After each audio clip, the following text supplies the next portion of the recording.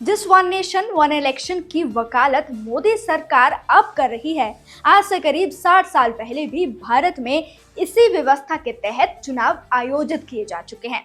जी हाँ, देश में एक या दो बार नहीं बल्कि 4 बार लोकसभा और राज्य विधानसभाओं के चुनाव एक साथ हो चुके हैं।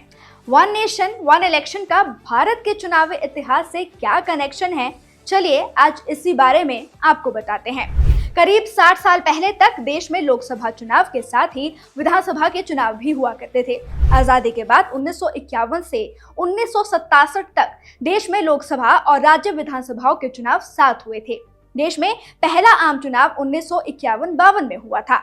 इस दौरान राज्यों में विधानसभा चुनाव भी करवाए गए थे। इसके बाद 1957, 1962 और 1967 में भी लोकसभा और राज्यों के विधानसभा चुनाव एक साथ हुए थे। 1967 के बाद नियमों के मुताबिक अगले आम चुनाव 1972 में होने थे।